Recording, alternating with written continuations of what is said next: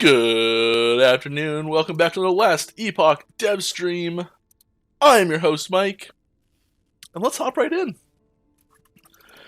Also, welcome to the Lone Star McFluffin raiding party. Thank you for joining, and thank you, Mr. McFluffin, for your 1 year of being subbed to our channel, which is super cool. I don't know, I see years and it's just like, it's neat. I like it. We're gonna start strong. We're right on the edge of the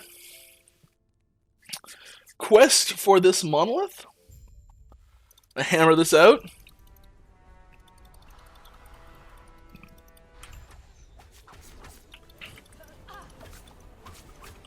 We start strong.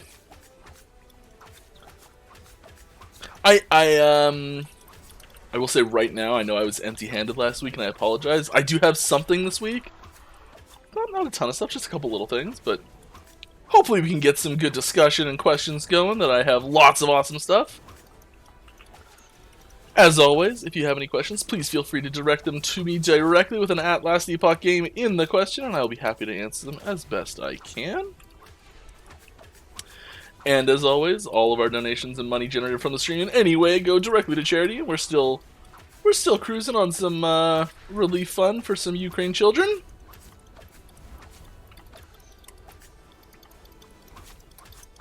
Which we are matching. Which is pretty cool.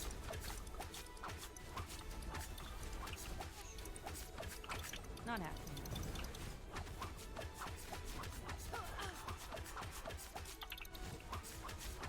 Try and line them all up here. Woo!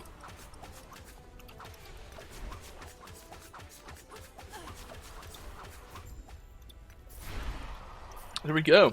I really want to try and upgrade my armor this session.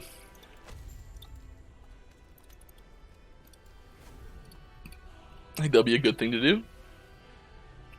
Excuse me, I was trying to frantically eat lunch before the stream.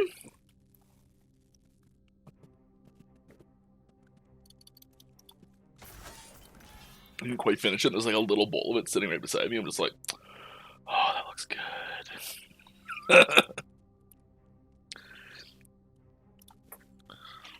Heat's all the way off. I'm just gonna open the window a little bit here.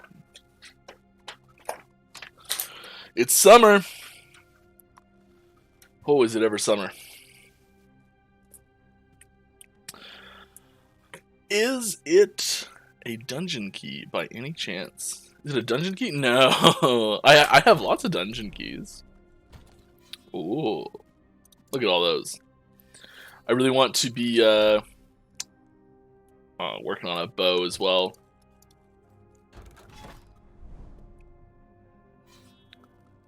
We could go try and do a dungeon. Nah, let's just go for it. I got a question here, big one. Quiet for me. Welcome. Saw you there at the first. I was still chewing when you sent the first good day, but good day to you, sir.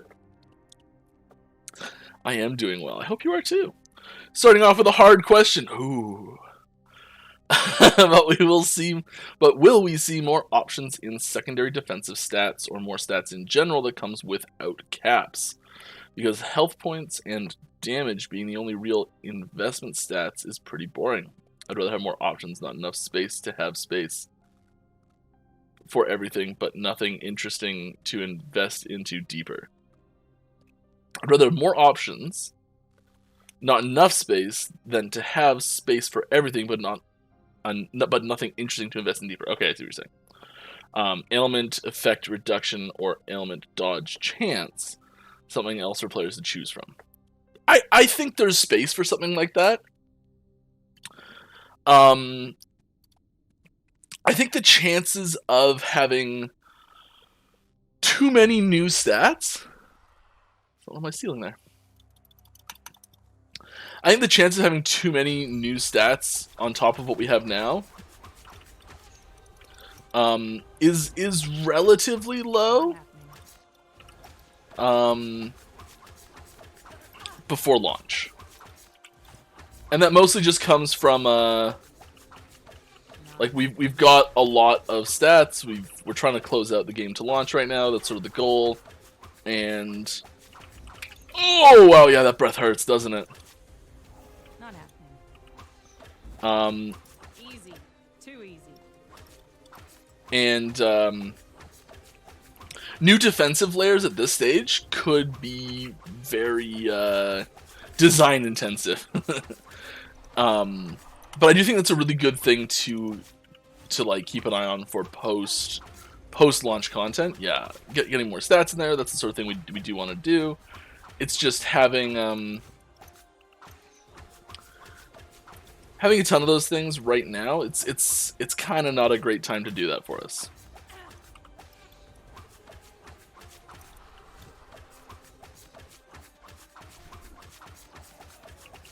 Not happening.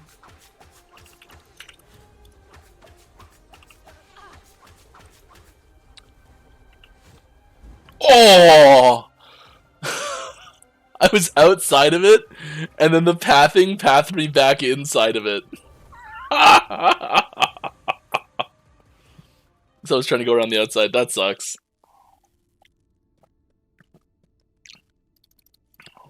I think I can do this.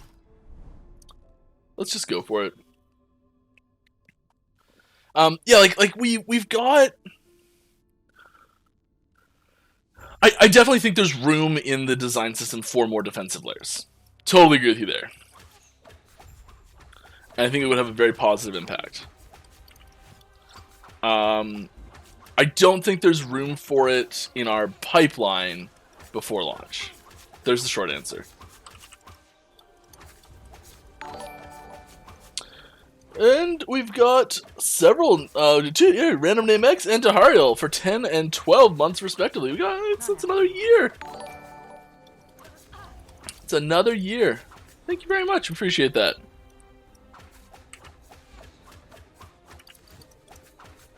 Not happening.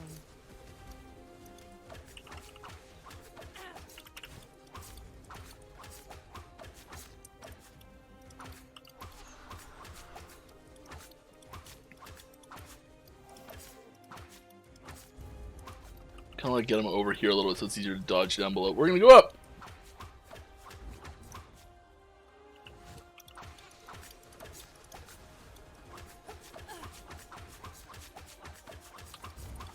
Oh, come on. Easy. Too easy.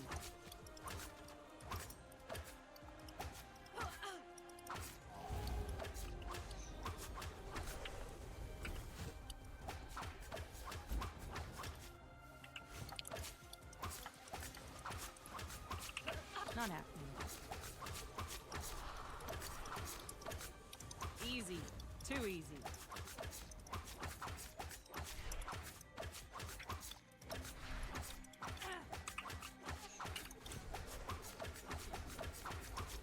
Not happening.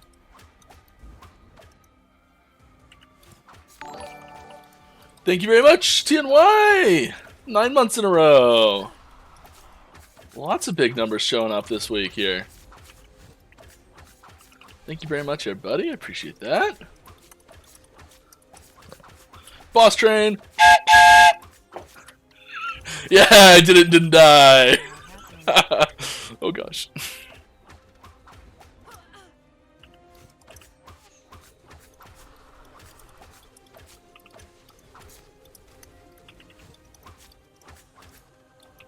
Not happening.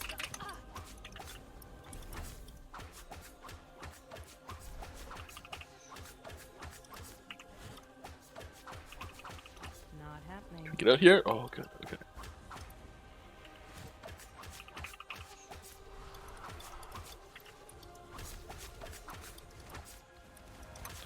Oh no. Not happening. Thank you very much, whoever that was. I heard it. I heard it here first. Ah, Zakari, 232s, 2 months in a row. Oh my gosh, you guys are trying to get me killed, aren't you? Challenge accepted. Not happening.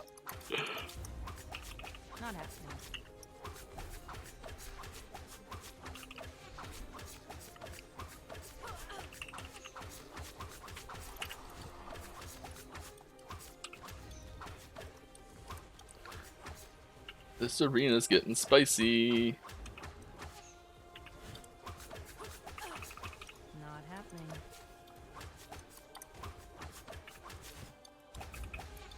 Come on. Master Sword 1291 for a year as well. Lots of years today. This is great. I love it. Not happening. Oh. Oh, come on, come on, come on, come on.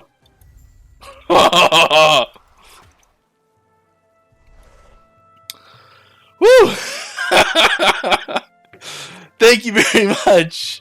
Zakari232. Really enjoy Last Epoch after these massive patches for 2 months in a row sub. Thank you very much. And Master Sword 1291 for a full year.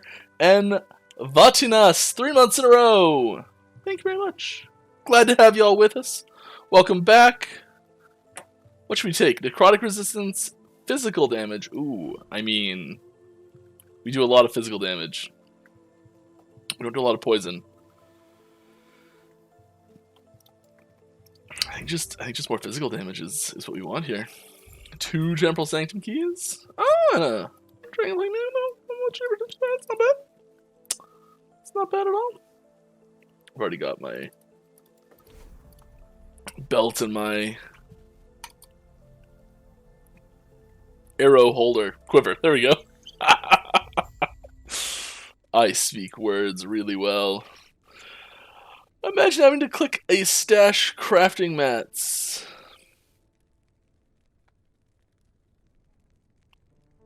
Okay. Any further insight on how stash tabs might work between leagues? Buy once impermanent or buy per cycle? Yeah, that's a great question. And I'm not sure exactly. I don't think we've had it nailed down exactly how it's going to work. I suspect... I don't even want to say it. So the reason why okay, here's the... I hate doing things like this because I'm not sure how they're going to be. But I think there's a good chance it'll actually not carry over from league to league or cycle to cycle. Partially because it is generated from an in-game resource exclusively. And when those cycle characters merge into the like standard league or whatever,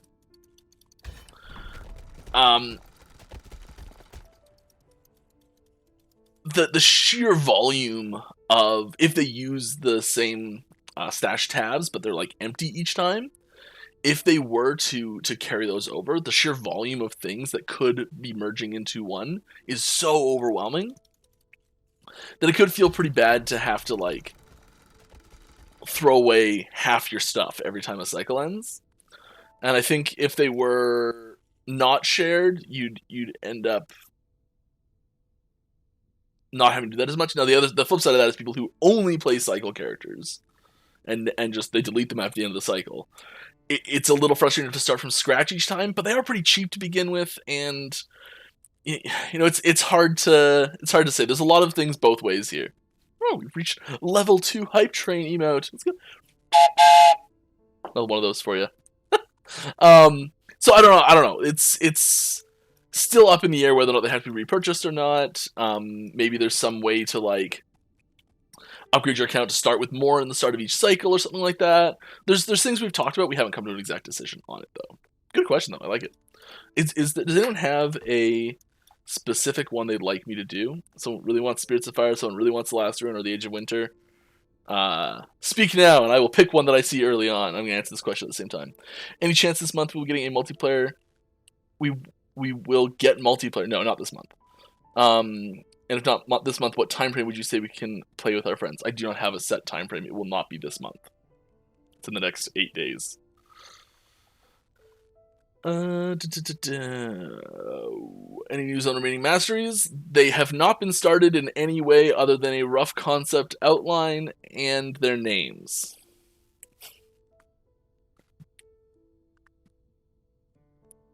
Fire, fire, fire. I see one Age of Winter. We're gonna do fire.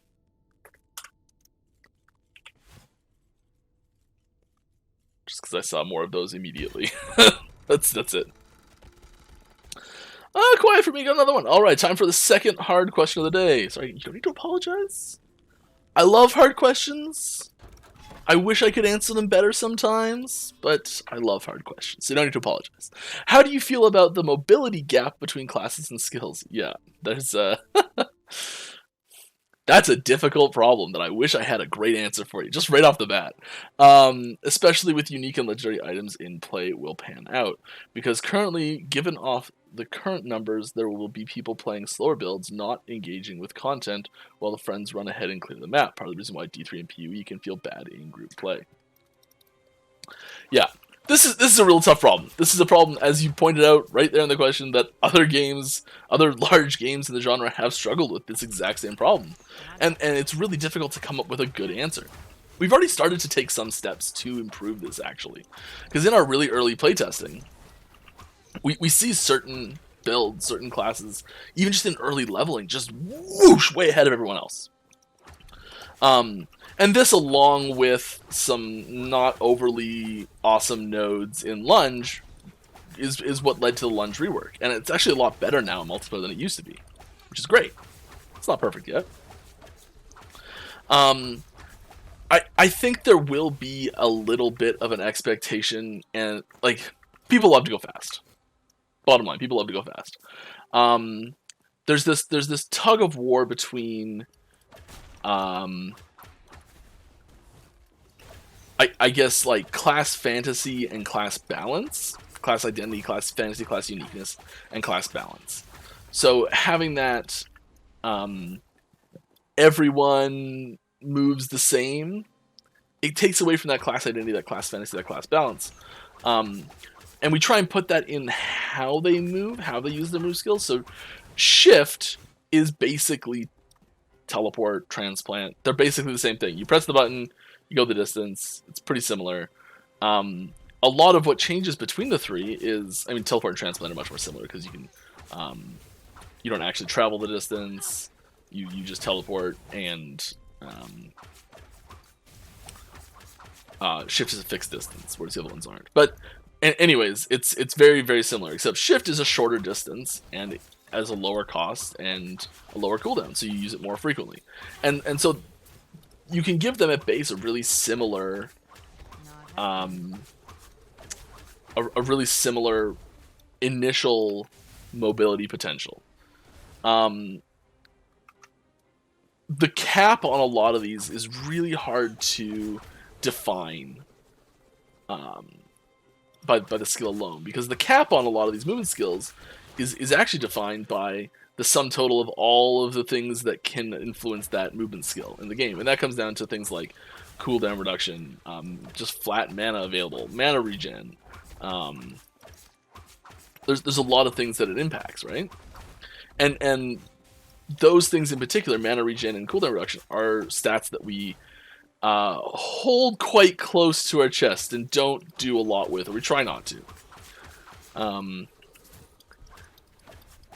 And I think that a lot of the problem with movement skills in a lot of games that we've seen online already, like Diablo 3 and Path of Exiles, disparity in movement skills between classes, comes a lot from just playing with random people.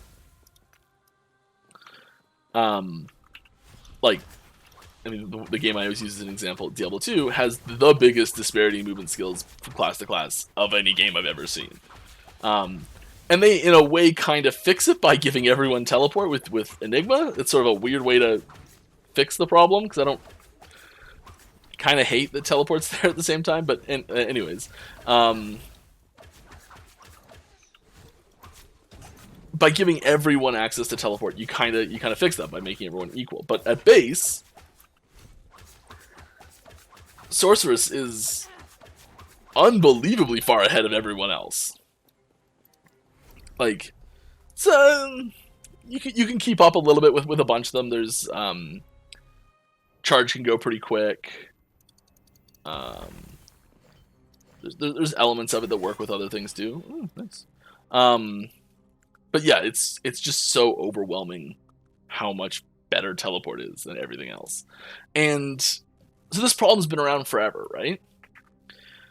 I think a lot of fixing it is like playing with people you know and being able to talk and play together and not just run off on each other.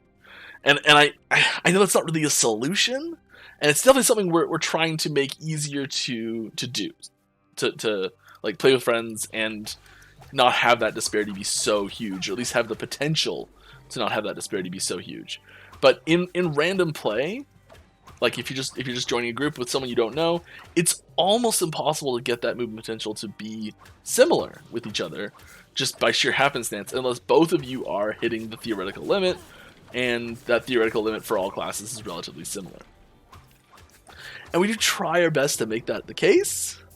But it can force people into the, like, okay, well, I have to go as fast as possible.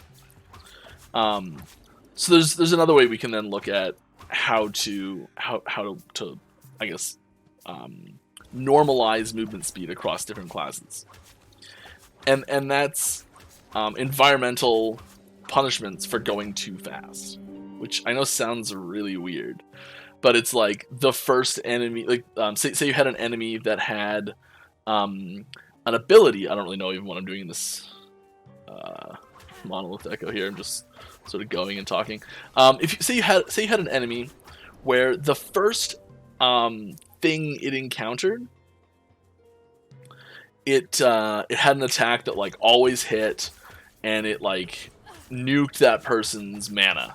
Just the first person it meets, and it just nukes their mana, or it nukes their cooldown reduction, or it nukes their movement speed, or something like that. Like it's just it does something to like heavily slow down the first person it sees, and it gives a chance for someone else to catch up, right? There's a reason we don't do that. It feels awful. And it feels even worse if the two of you are really close together, and it just nukes one of your movement speeds, and then one falls behind because of it. Now, there's workarounds for that as well, where you can say like, okay, it nukes the movement speed of isolated people that it reaches first. So it's like, okay, if you're really far ahead of someone, then it'll oh, that's a nice helmet. It'll like just wreck whoever's first if they're isolated. But then you get into problems of like, okay, well then there's in a 4-person group, maybe 3 people are up close to this person, really far ahead, and 1 person's lagging behind. So there's sort of every single one of these things that has options to fix these. There's problems with them, and I know I'm just bringing up a lot of problems. I don't have a good answer to this right now, but I guess I'm just trying to illustrate that we are thinking about this and we are working on it. Partially illustrated in the changes to lunge a few patches back, and teleport is high on my list of rework skills. I think it needs some love. There's a few nodes in teleport that are not doing what they're designed to do, and they're being used quite cleverly by the community in different ways, and doing exactly what it says it does and everything, but it's not the intention. Oh, I like this arbor key. That's 3 keys already. 23 minutes in. One's from a boss that I prepped, so that doesn't really count, I guess. Not happening. I do really want to get into a dungeon today and finish one off. I have a bunch of cash, I think, don't I? Yeah, I got like 5 mil. Totally obtained, perfectly legitimately. 100%. I am a paragon of trust and honesty.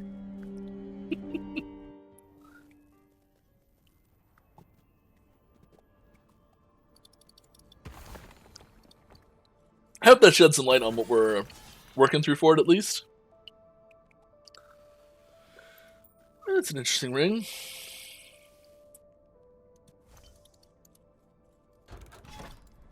Let's get that XP going. We're doing level 90 zones. We're pretty under-leveled for it, but we are cruising through it pretty nicely, which is good. I just need to level up faster. Get some better gear on. I'm kind of tempted to go back into a lower level monolith that I can just cruise through and just hit all the XP nodes and get another blessing. The jaw bears are no joke here, apparently.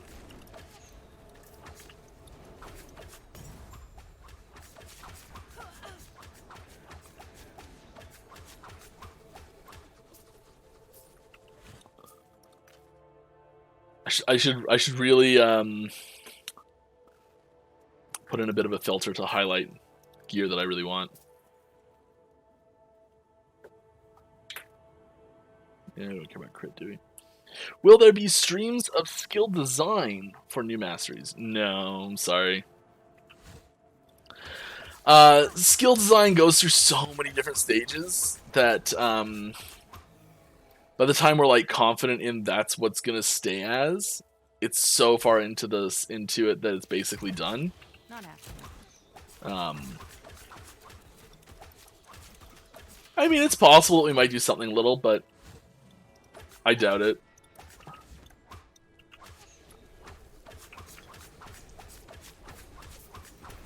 You'll start to see teasers. You'll probably start to see teasers.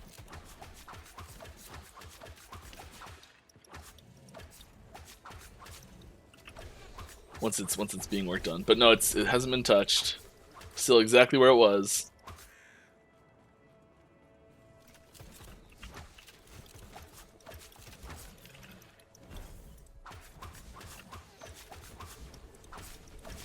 They're tricky because we like multiplayer's taking up a lot of work right now. And the goal is really to hit 1.0 on like in a really good state with the hit the ground running with 1.0, and you know, so that's our main goal.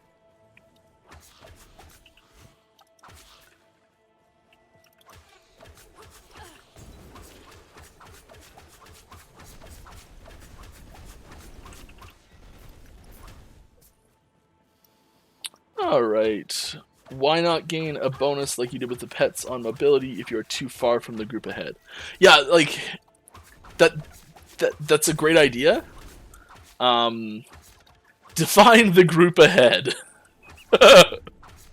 in a way that a computer can detect that easily, right? Like, first off, define ahead, and then now define the group. Like,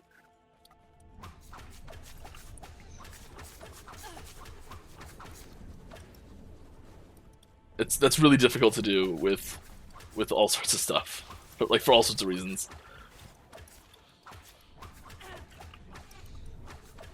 I'd say almost impossible to do well without having like weird random, like having things be really. So with the pets, ahead is really obvious because ahead is just towards the creator. You know, like that's it's not ahead; it's distance from. Not happening.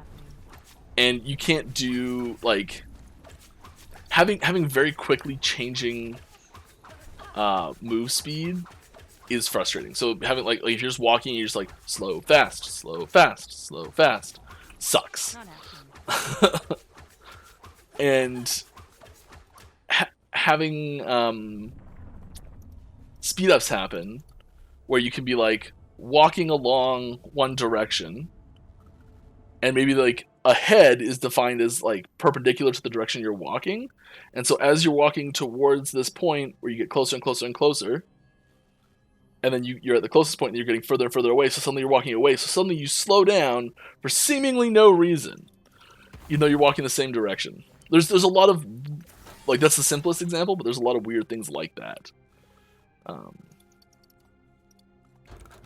And there's lots of things you can do. So you can like give it a like a minimum time you need to be like outside of the range for it to slow down or something like that. So if you like dip in and out of it, it's better.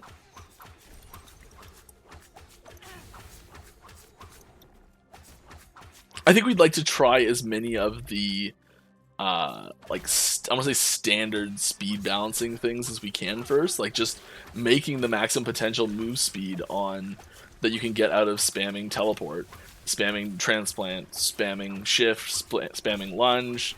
You know, like what's the max spamming Fury Leap? What's the maximum move speed you can get out of all these things if you really spec into it hard?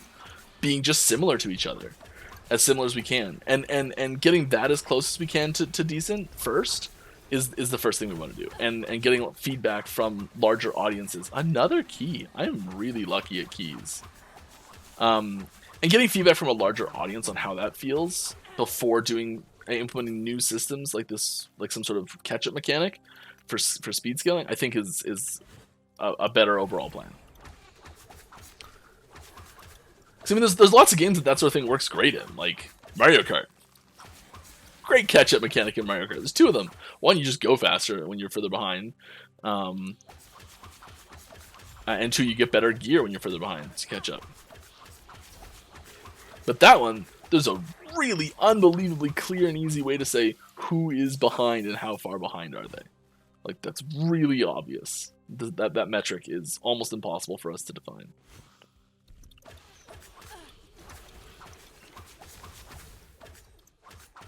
Because, like, say there's a... there can be multiple objective points, and you can be splitting up to go to specific ones. And then it's like, okay, well, we're going to send this one person off to another objective, and it's actually faster for us all to just stand here at the branching point while you go and do that objective. Because if we all stand here, you would do that objective on your way back to us, because we're in a big group, you'll get to go faster. And that's really unfun, when it's like, the best thing I can do for the party to go faster is literally nothing. Stand here and wait. That's boring. And opening up to strategies like that is really difficult to avoid. And if you do have strategies like that, they are not well received when you take them away.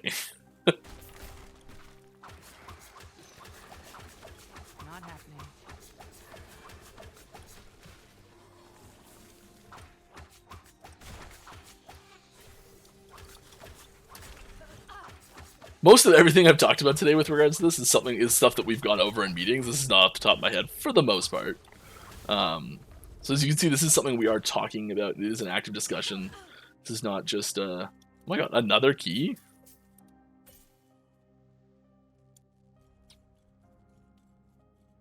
So we have 4 keys, and we're 32 minutes in.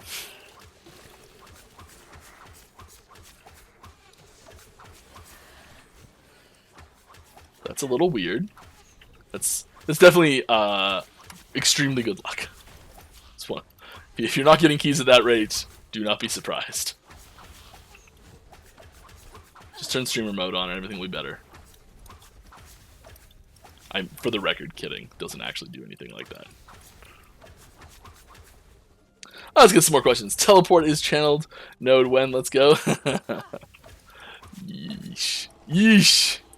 Will mirror images get more support for scaling minion build around them in the future? Possibly.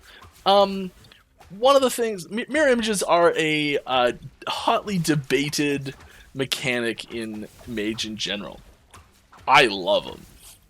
I think mirror images is like a key thematic style for mages. I think it's really important. It's nice. Fire damage ignite. I think it's a really key thing for mage to have as like a fantasy to do. We really don't want mages to be a pet class for the most part. That's the class identity is a big part of our game design pillars, and we want to have some classes that aren't great with minions, and some classes that are great with minions. And, you know, not having that be just like, okay, well, what's the mage's minion spec? What's the primalist minion spec? What's the sentinel's minion spec? Like, we don't want that to happen. And that's why you're going to see Falconer be different than a normal minion spec, because it's not a minion spec, because we're trying not to have rogue minion spec that much. And that's why shadows are different. Like, they're not like normal minions, right? Like, there's these mechanics we use to make them different. And I would say that I personally would like mirror images to seem more like shadows than minions, where they're this like extension of you used to confuse the enemy, used to increase your magic damage potential, or maybe reduce the power of each hit, but increasing the number of hits for different synergies, things like that. And I think that's definitely possible. It's something we'll have to look at.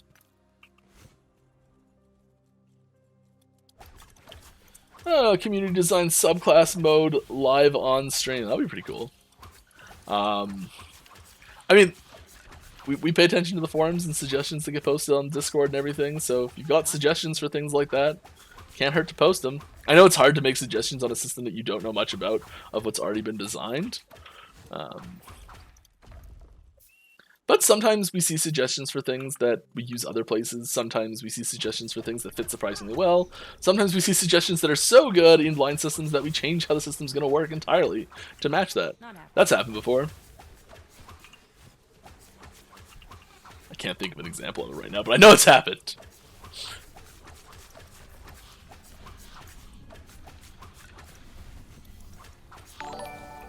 And we got Daedalus has gifted 5 T1 subs to the channel.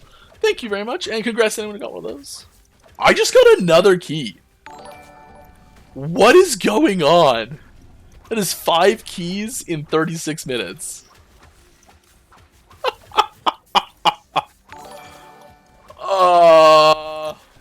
I feel bad I'm taking all your RNG, guys.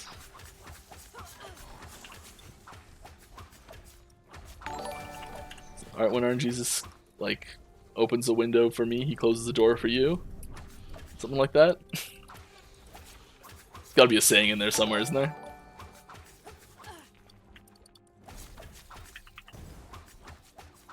Easy. Too easy. Not happening. Where's my necrotic? It's kind of low. I need to get my resistances up. That's a goal for this stream, is fix my resistances. Yeah, a lot of them are real low. Not happening. Especially fire and necrotic, so I can do Soulfire Bastion better.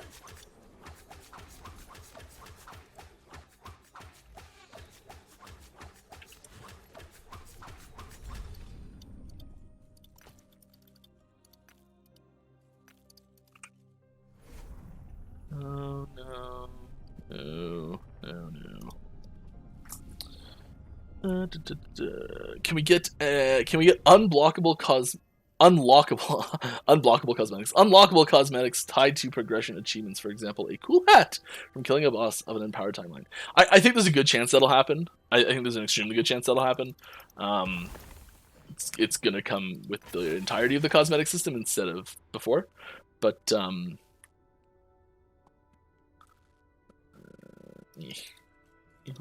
hiding under there. Yeah, I'd say there's a good chance that'll happen. Generally, I would say more so for like okay, there might be a few little ones for some easier achievements, and then like oh, you're the first person to reach level 100 in the new cycle.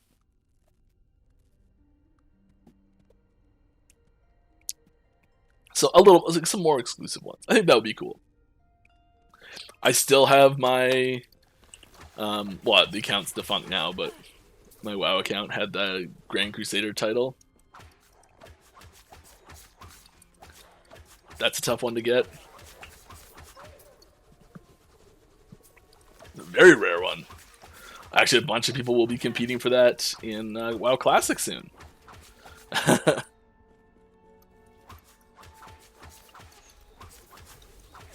That's a title that gets handed out to 25 people every server. 25 people per server. I mean, that's not a lot of people when you have a game that big.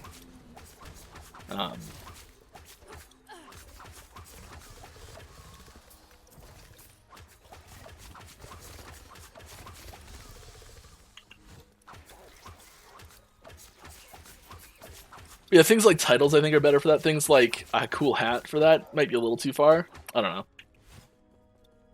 We haven't fully discussed that either. So there will be changes to that. But last time we talked about it, I don't think there was any opposition to having something for completing, something cosmetic for completing achievements in game.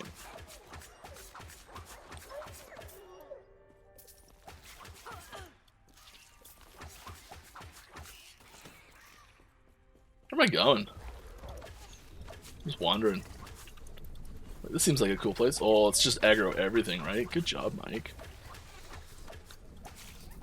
I want it all. Not happening.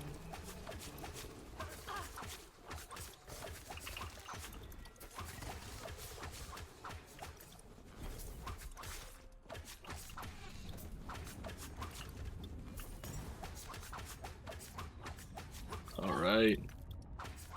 Come on. Not happening. Oof. Come on, party people. No. Ow, my face. I thought we were friends. Come on. Jean? Jean, stop it. Jean? Oh!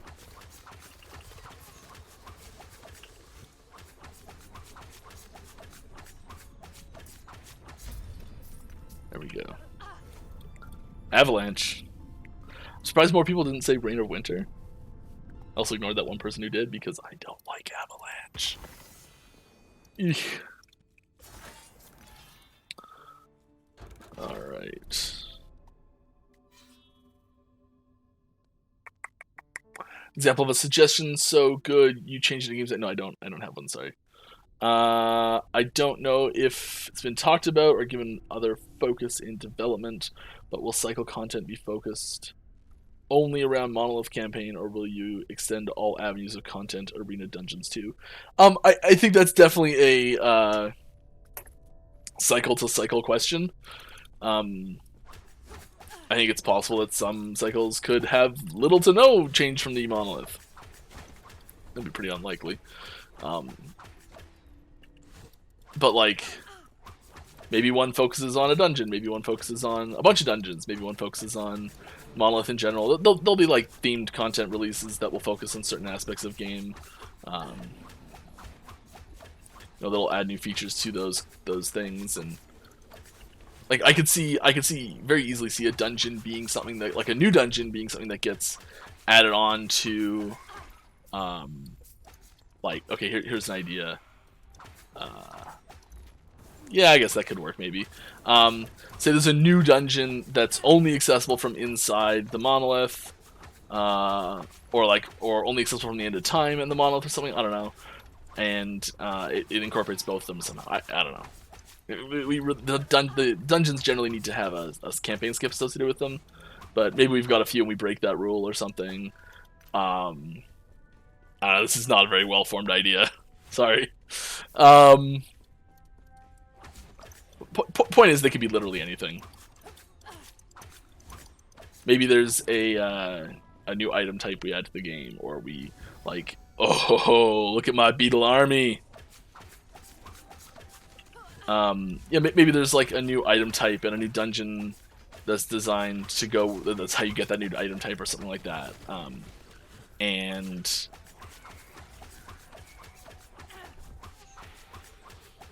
I don't know. And that gets added as a cycle. Focus. Drop something. Gonna have to drop something, or we'll put it in our material pouch. So I didn't have better ideas for you there.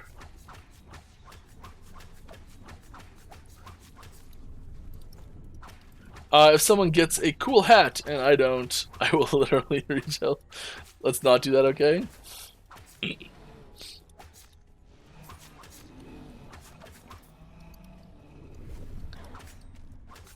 It's just a hat.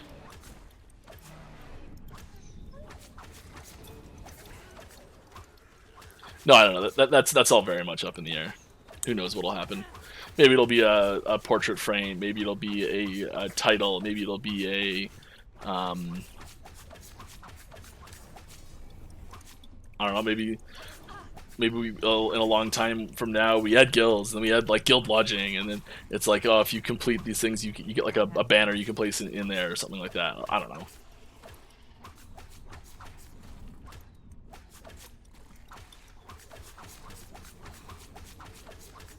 I'm saying we could add something based on achievement related actions. How vague can I be? Are more dungeons in the pipeline or no? I mean, there's definitely dungeons that are early in the pipeline right now. There aren't any that we're like testing to like push them out right away or anything like that. But dungeons are a really prime place for us to expand content to down the road. Partially because they are self-contained. Partially because we can use mechanics in there that we can't use anywhere else. So if we're like, oh, we really want to do this cool thing, but we have nowhere that it'll fit, we can just slap it in a dungeon. So dungeons are really designed specifically so that we can add content later to the game really easily by adding a new dungeon.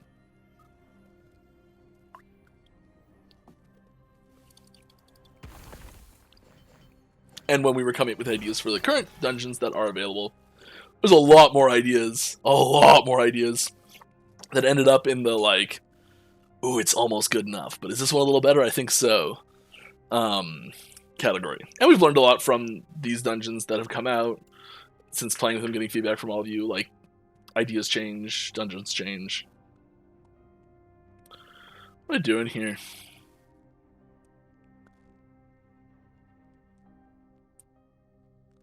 We're just frailty chancing it? I do love frailty chance. It is wonderful.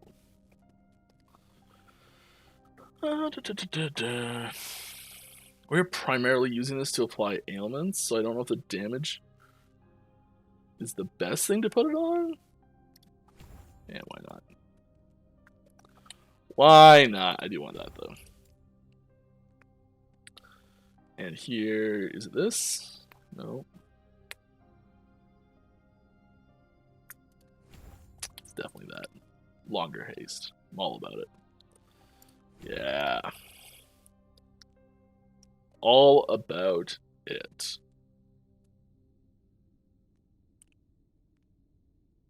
Poison chance, just get another dot on there.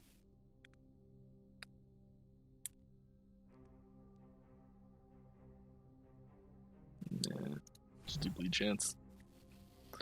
Let's just do bleed chance, right? I'll go back through and fix that all up later. I know it's not ideal, I'm sorry. Another key. Specifically an arena key though, so let's get more info.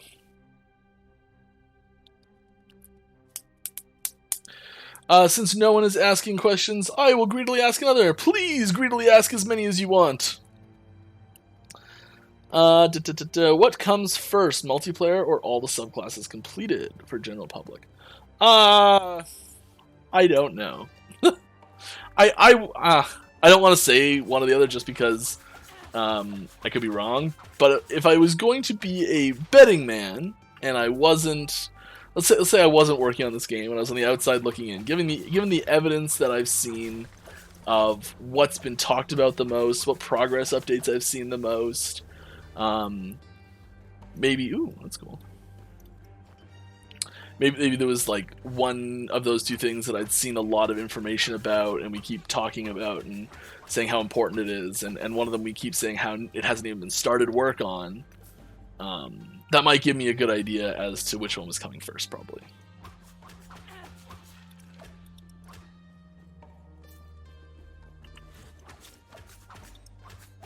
But plans can change, so who knows what'll actually happen.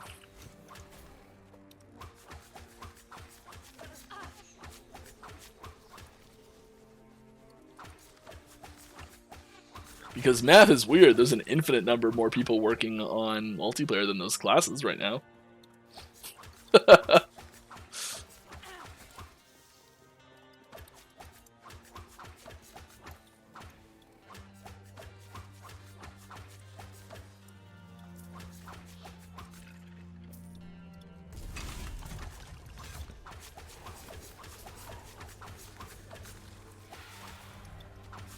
What's your stance on pets with the auto pickup gold for the player? I think that if we did that, oh my goodness, this is gonna be tricky. If we were going to do that, it would need to be something that was like a story event that gave you the pet, and then like, oh my gosh, let's just, chill out for a bit here, guys. It would have to be like a story event that gave you the pet. And any different pets that could do it would have the exact same functionality and would just be a cosmetic thing. So like you wouldn't be able to buy the functionality that you couldn't get in the game already, and you wouldn't be able to access that functionality until you unlocked it in the story. And I don't think it would be something that you could start with necessarily from like level 1. So even if you'd like bought pets that could do it different or like cosmetically were different for it, you wouldn't have access to it until you unlocked the mechanic. It's like how you don't have access to your portal. Like we'll have cosmetics for different portals. But if you didn't have access, if you hadn't unlocked the portal yet, you can't use your portal for cosmetics yet. But like some portable player stuff that can happen earlier to skip content, so maybe that argument will fall apart.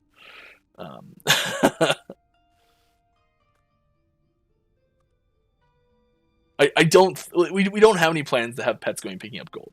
Part of it is the pickup radius is pretty big already, and more things on screen is not great. Pretty well every chance we get to turn something off visually, we turn something off. I'm gonna clip this and post some of it and hold you to it. Lely Dev promises X. Wouldn't be the first time, and that's okay.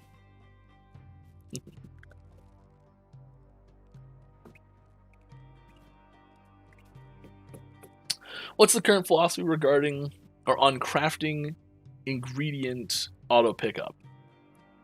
I often find myself not picking them up to keep all my stacks of buffs. That's interesting. You have a nice beard. Thank you. I appreciate that. I worked very hard for a very long time to make my beard nice, and then I just kind of went into this like weird no maintenance mode where I haven't had to do anything to it for a long time, and it's just nice. I don't know what's going on. Basic shampoo is suddenly all that I need to make my beard not suck. But for a long time, it was real itchy. And I was like, different beard oils, special shampoos. And all of a sudden, it was just like, nah, it's fine. I'm good. Or what happened? I do have this beard comb. If anyone is planning on growing a beard or is growing a beard and it's having a tough time with it, a nice wooden, simple beard comb. Oh. You probably hear that. So nice. Actually, I haven't done that today yet. Does feel really nice though. Sorry, I was talking about something. Philosophy on auto pickups. This is a really long. This gets asked a lot. There's a lot of clips probably of me answering this question a dozen times or so. I should make like a compilation of me answering this question, so you just link it. But the really short answer is you don't auto pick up items, and they're items, so you don't auto pick them up. Why is T4 Jeweler so overtuned? And when can we expect a nerf? I don't think she's that overtuned, and I don't know if a nerf's incoming or not. I understand she's extremely difficult. I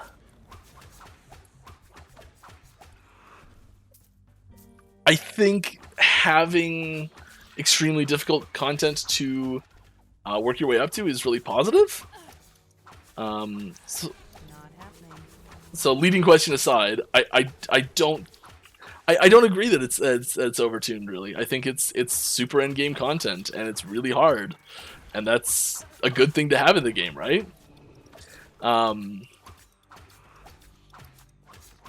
Like there's not many things that it locks. It locks out legendary items of unique items that are over level 80, I think.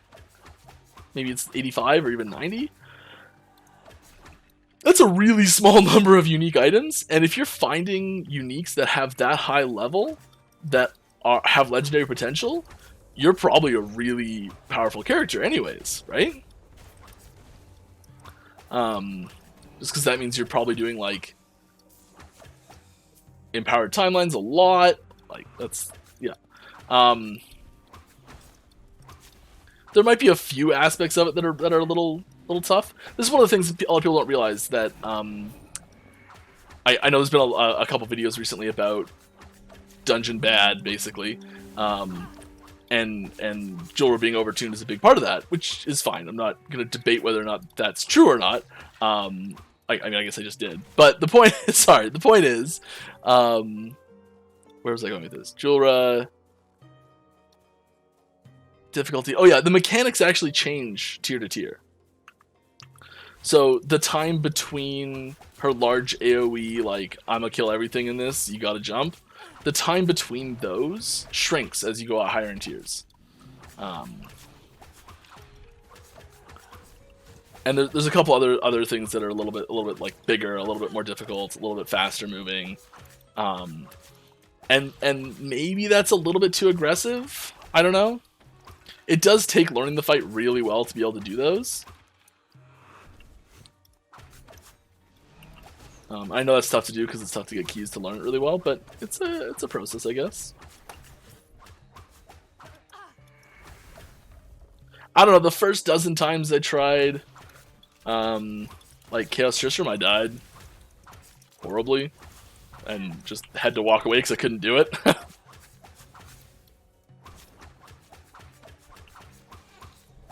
I was really good at farming keys as a kid, but I was not very good at making actually good characters, apparently.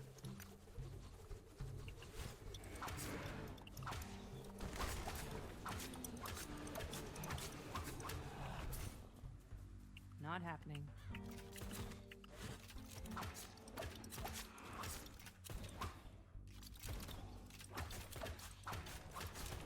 Have you ever thought it would have been better to keep the game single player? Yeah, I mean that discussion has come up. I've never thought it myself. And like there are things that would be better, but overall I don't think the game would be better. Partially because the main thing about this for me is like the multiplayer. That's the biggest thing for me personally, and I know a lot of us that's the case. But we have had the conversation, like a couple years ago we had the conversation, do we want to consider scrapping multiplayer? That conversation happened.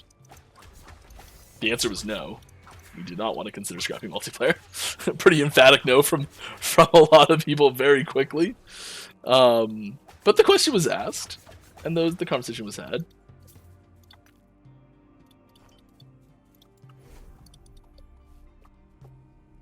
Bespoke custom limited edition LE branded beard come when? I'll get back to you in 343 days.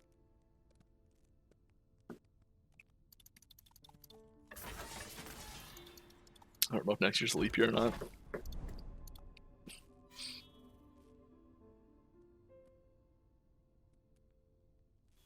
I want that vessel unique, though. Yeah, it's tough. After reaching 100, do you have any endless character progression system in mind or ideas except gearing to make a use of experience and maybe skills awakening? Yeah, so there's the conversation of what of like getting to level 100 and what happens with experience after level 100 is something that we've been working on recently, actually. I would not be surprised if the time to 100 was slowed down. I think 90 to 100 happens a little quick right now. And the power level difference between them is really not much at all. There's a couple things that happen in low 90s, like gear unlocks and stuff like that, but that's about it.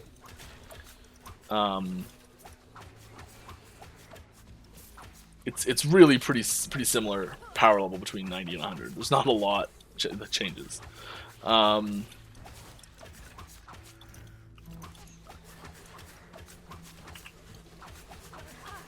I think it happens too quick right now. So I can see that being something that slows down a little bit, you know. And then that helps that just in general, because there's less time spent post 100 anyways. And we do have a couple systems in mind for that we've talked about that are still in development for possibly having extra things to do with the experience after you hit 100, or even while you're just playing. There's been things like having it be basically a currency that you can spend on certain things. Like here's an example of I don't think it'll happen exactly like this, but say there's, and this is kind of similar to other systems. Like, let's use WoW as an example here. Tabards. So like And please excuse me if I'm using very old terminology for WoW, because it's been a while. Right now in WoW Classic, we're like right at the exact point that I started playing WoW in WoW Classic, like timelines. It was right at the end of Burning Crusade is when I started playing. So that's where my WoW knowledge comes from. I played for two expansions. Anyways, the like tabards. So you get what they wear in WoW is you wear them, and every time you get a kill or gain experience with this tabard on, you gain reputation towards a certain faction. And then you can use that experience or that reputation to buy cosmetics or, in a few cases, gear, actually, which was cool. But I would say there's a good use for late game experience in a system like that. Not happening. I'd really like to see that. And I think you could theme them around the gods as factions really easily. Not happening. And then have like a god hunter faction or something like that, where it's like an anti-god faction or something.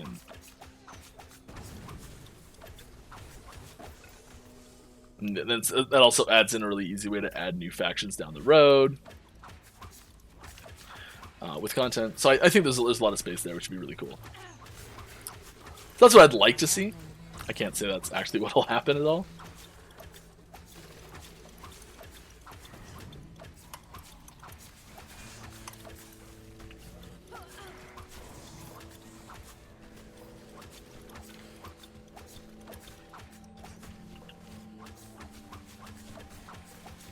Oh, come on. Let's just go over there, guys, for a second.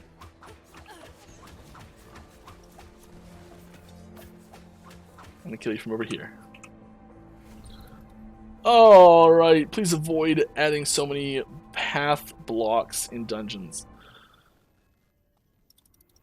Yeah, dungeon layout for randomization is still something that's being worked on. There's room for improvement there.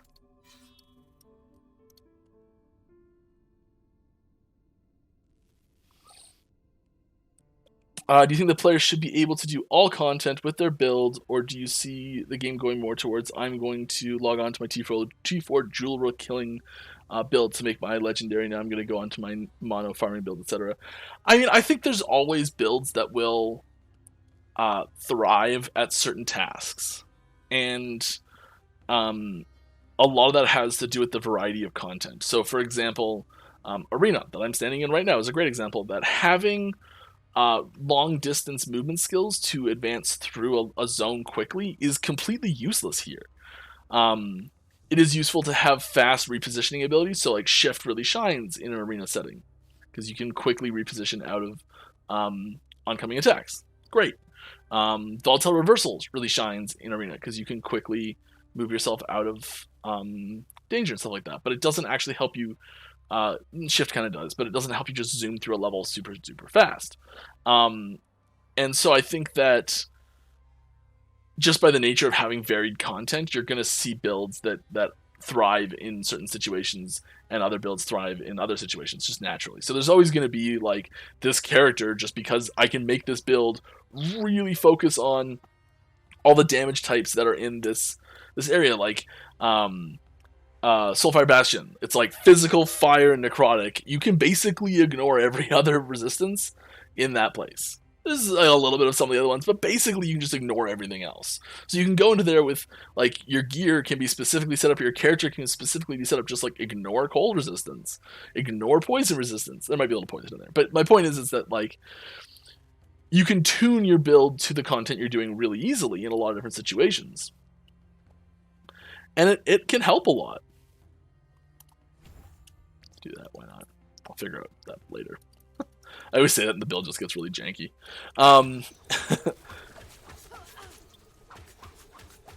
So while I think and then there's like all-round builds where it's like, okay, this can do basically anything. Maybe it doesn't do anything great, but it can do basically anything, and I think that's fine too. And I think that as long as it's not considered like, as long as we don't get into the situation, it's a balancing act, and I can see us making minor balancing adjustments to improve this type of thing. And when I say improve, I guess I mean avoid situations where there's like content that maybe there's two builds that can do. So let's use Diablo 2 as an example, and the Pandemonium event, Chaos Tristram, Uber Diablo, Uber Mephisto, and Uber Baal.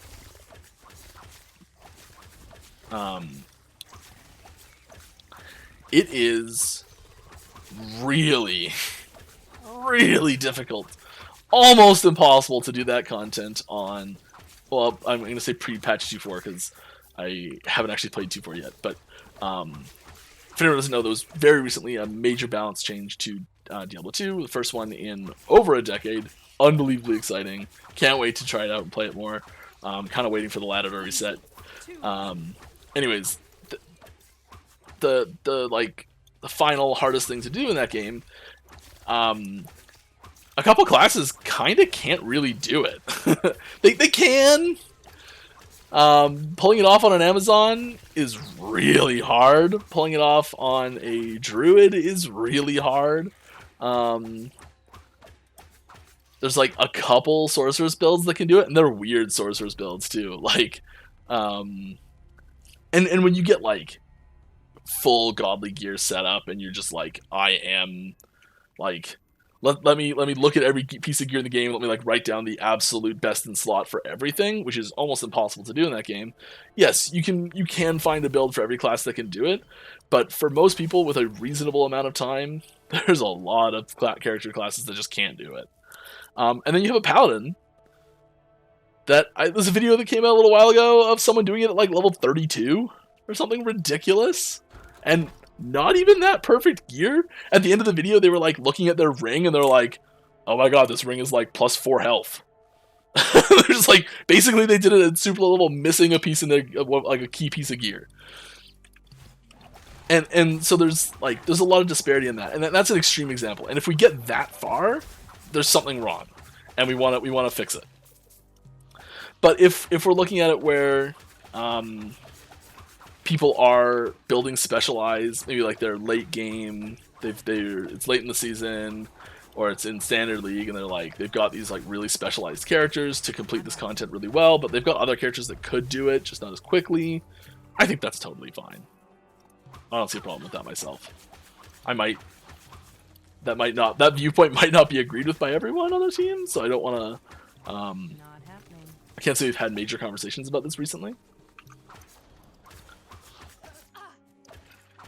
But so I feel like we would take balancing steps to ensure that most content was completable by most reasonable builds. But I don't want to say all content with all builds, because, there's some weird ones out there. But I'd say there should be probably at least one way to build each class that should be able to do all types of content. I think that's a good way of putting it. And that's a minimum, so I say at least. Like, we prefer other things and we take steps to do other things, but wouldn't be mandatory, so to speak.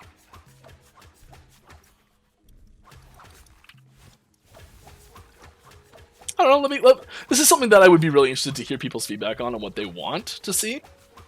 Like, do you want to see the situation where, like, you have to make really specialized characters to do super in-game content, and if you're not, and like, the way you're building your characters, you're going to end up not being able to do monoliths even, because you've got this, like, Julra killer build, and it's all it's good at, and just can't do anything else. Do you want to see that?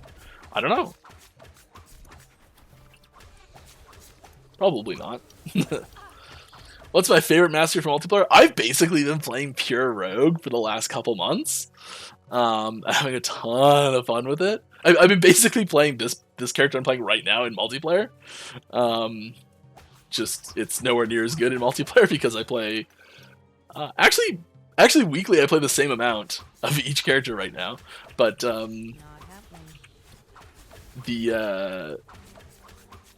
This one started like 40 levels higher, 50 levels higher.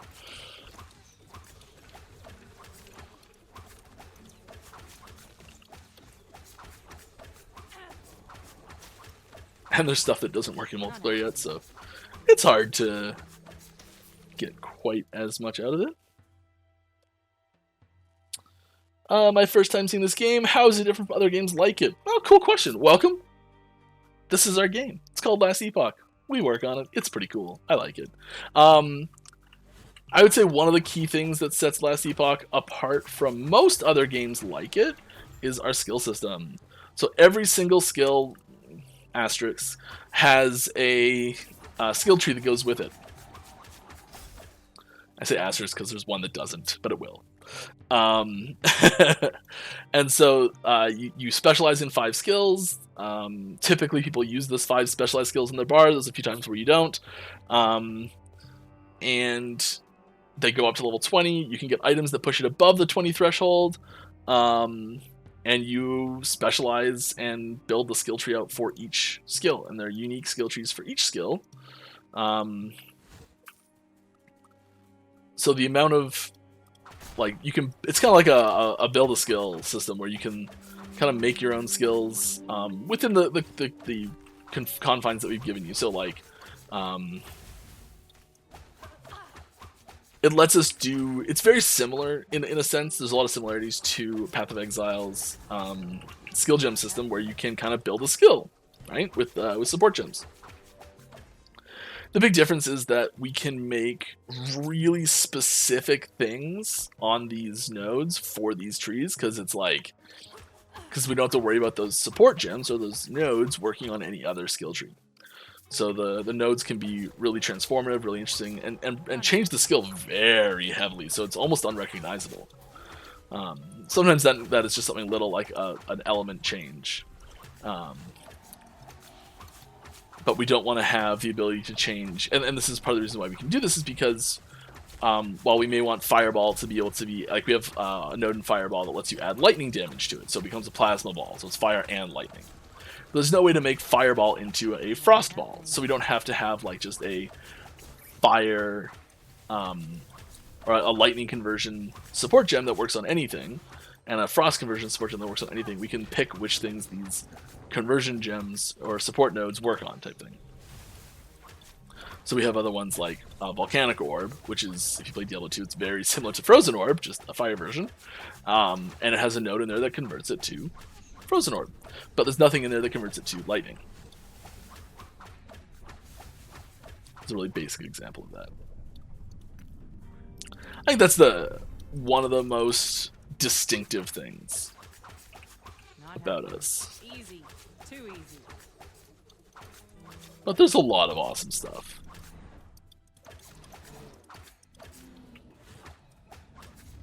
I feel like there's actually a video that I don't want to say who it was. Someone made it that I saw like a year ago or so that was like, what makes Epoch unique or something like that.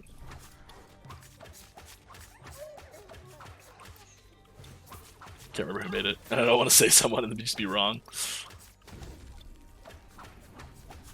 What's with all these Wangari matriarchs, huh?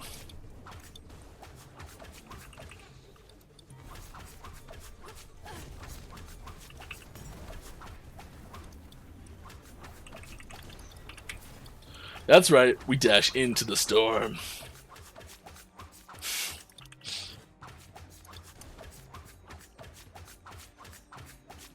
There we go.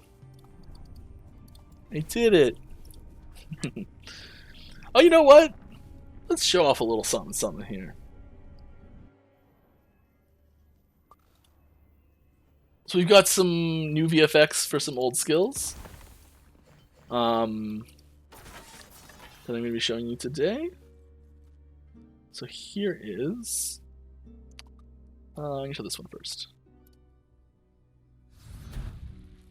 So this is new VFX for Judgment, which is a paladin skill, and I really like the visual change. I think it's a big upgrade. So yeah, it's like a big slam, and then it leaves stuff behind. Not gonna replay. Did I not set it to loop? Oh, Mike, you suck. The other one's set to loop. That's weird. Yeah, little visual update to it there. Oh, that's another question while I got this going on. I know it's something that's been talked about in the past, but will penalty on death such as EXP loss still a consideration, or do you move away from this over time as a topic? I think there's a very low chance we will add an experience loss penalty on death at this point. It's not off the table, but I think that it's unlikely. Wouldn't God Hunter faction be Immortal Empire? Yeah, I guess you're right. Sorry. It kind of is like they're. I mean, the gods are gone already at that point. I don't know. Not really gone. I cannot do that. So if everyone should just have access to something like T4 legendaries, where's my Jor nerf? Jor's so hard for melees. It is very hard for melees. You're right. I cannot do that. Don't have a good answer for you. Are you guys looking into giving multiple tries for bosses? This would help new players learn the bosses better without it feeling bad. Also want to remind you about Barbarian Mastery for post-launch. I want to, yeah. I do have Barbarian Mastery written down as a possible post-launch mastery. Who knows if it'll happen, but it is written down. Don't worry. It's in our class design document. I was updating that yesterday. As far as multiple attempts for a boss go, it's on our list to talk about probably next week. I cannot do that. There has to be a maximum number of retries, I think. And you can, in the Monolith of Fate at least, you can do this already. No one does because it's not optimal and it sucks and everyone's like, man, this is terrible. But you can do it. So if you just farm up enough, and I actually did it today when I did the dragon boss back-to-back right at the start of the stream, because I had just got too much stability. I cannot do that. So there's that. As far as dungeon bosses go, that's a different story. I personally do like the idea of having multiple attempts on a single boss in the dungeon. I don't know if there's some sort of like minor penalty for doing that. Like, okay, here's an example. This is not something we've talked about, so this is just something I thought of right now as an example of a minor penalty. I'm not saying this is something that we're going to do. You could have in Temporal Sanctum, every time you die, the maximum level of unique that will be accepted in the Forge is reduced by 1. So say you're like, okay, I've got level 50 unique, I want to make it into a legendary, and I'm doing one that lets me do level 80 or lower, you have 30 attempts, you know? It's kind of a weird way to do it. But yeah, there's some wiggle room in there possibly. I don't know what we would do for it. I do like the idea of having multiple attempts. I think 30 is too many, so, you know, whatever. It's a discussion we still need to have. It was intentionally just one to begin with. But, you know, we'll talk about it still. One distinctive thing is the mastery system with a basic mastery and an advanced mastery to choose from. Yes. So our class, this was in response to... this is our passive system. So your base class, I've picked a rogue. These are my passives. It goes up to the right, increasing to the right. Once you get to 20 of them, and you unlock a mastery, you gain access to a mastery. So, mastery passives and skills to go with it. So I have selected marksman, but there's also blade dancer and will eventually be falconer as well. So there's 3 mastery classes per base class, and you can kind of multi-class. I've gone into blade dancer a little bit. I wanted these 5 points. Just like dexterity and glancing blow chance, so you know, it's good. It's a good note. I might put more in it later. And you can only get it up to the bottom half multi-classing, so I don't have access to these at all because they're in the upper half of blade dancer. And then as a marksman, I get these extra bonuses for just being a marksman. I get this skill, and because I'm pretty far into marksman, I get all of these skills as well access to. And these are all the skills I have access to. And these are the blade dancer skills that I don't have access to because they're grayed out. And right now, Rogue has the fewest skills of any class by quite a large margin. It's missing a base class skill. It's missing a mastery class, base class passive unlock skill. It's missing 1 blade dancer skill, 1 marksman skill, and 5 falconer skills. It's all on the way. I cannot. The video is still in the middle of the screen. It is. I'm talking about something on screen and no one can see it because I'm so good at this. Passives, marksman, blade dancer, lower section, chain that I was talking about, skills, missing. Just a recap. There you go.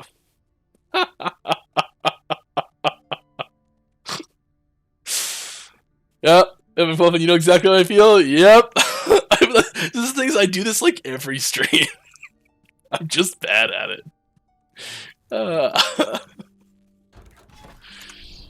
I'm just bad at it. It's okay though. Nice recap, thank you. Yeah. Okay, moving on. It's really warm in here. Oh, I just realized. Maybe this is actually better, but my lights weren't on. Better or worse? Clip it and ship it? There we go. Hi, game looks very cool. How many people are working on it, and how does the team coordinate? Yeah, good question. We get this a fair bit. It is... Oh, we got to be up over 60 people now. 65 people? I don't know, somewhere in that range. We're big enough that... So I've been here not since the very beginning, but like pretty early on. Like a few months in is when I started working on this with everyone. And so it's weird for me not to know everyone working on the project by name and by voice. So usually, like, you're in a meeting and you just hear someone talking, you're like, oh, I know who that is. And, like, I've started to notice in meetings where, like, I hear people talk and I'm like, I don't know who that is just by their voice. And it's weird. It's a weird feeling. So we've hit that point, I guess. And we're fully remote team, so we don't have an office anywhere.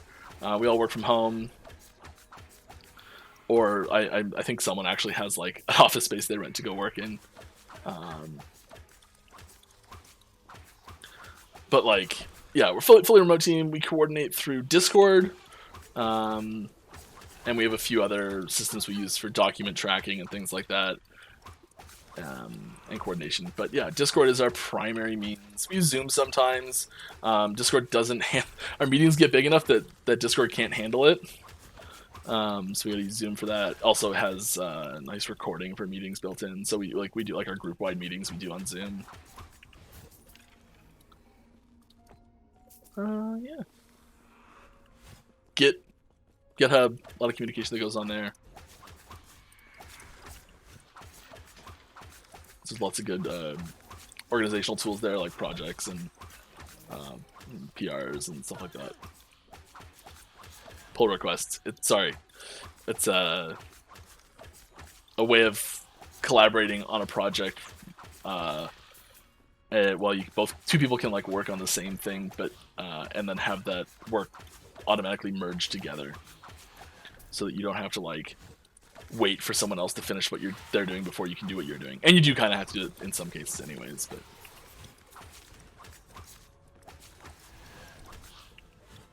it's really cool. If anyone here is even remotely considering getting into any sort of development or like coding in any sense, in any professional sense at all, the best thing you can do if you're just starting out, the best thing you can learn is how to use Git, Perforce, anything like that, any of those tools. It is by far the best thing you can do. It's not learning a specific language, it's not learning a specific tool, it's learning how to use Git. Which is the weirdest thing to say. Not happening.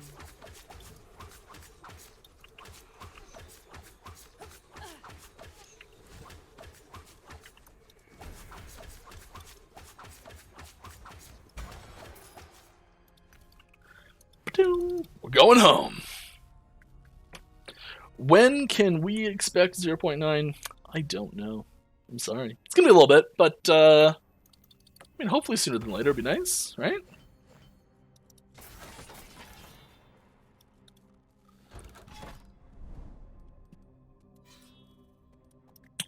Where is a... I want more experience. I need to level up faster. Give me the levels. All the levels for Mike.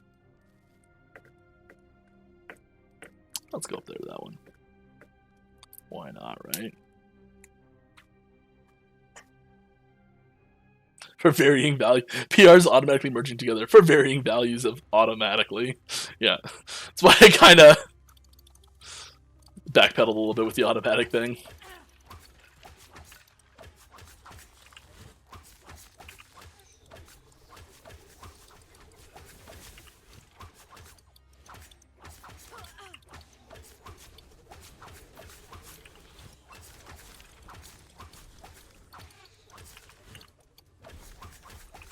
Not happening. Easy. Too easy. My character's so cocky. She's just like, this is what I was made to do.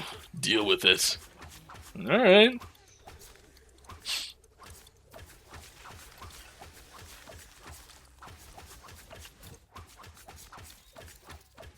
I'm still pretty sure I know who the voice is, and they're not like that at all, so it's really funny. Not happening. Easy. Too easy.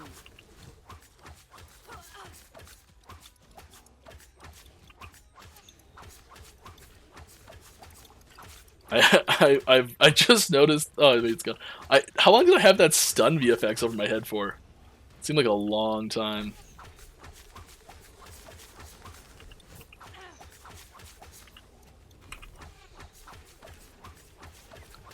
Why are there so many arrows raining down over this, like, this clearly dangerous enemy that we're walking up to? Not happening. We should probably just stand in this big rain of arrows. When is the character sheet UI coming? All my stat infos. Yeah, it's got pushed back a little bit, as obviously you know. It's still being worked on. It's still something we want to do. It's still like fully a thing we know we need. I have no idea when it's coming. We're in the stage that we're in right now. Is we're like, what's stopping us from releasing 1.0? Let's do that now. And realistically, like, okay, I'm not saying this won't be done by 1.0, but realistically, that character sheet's not stopping us from releasing 1.0. It would suck if we didn't get it in by then. And I fully will push to get it in by then, but it's not stopping us from getting 1.0 out the door. So it's not super duper priority right now.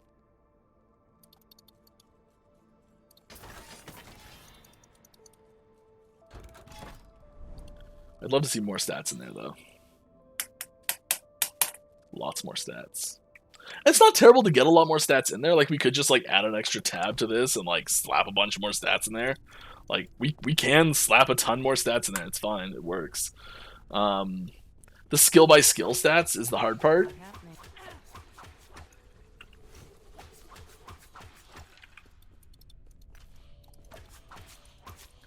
I'm gonna do a limited arena run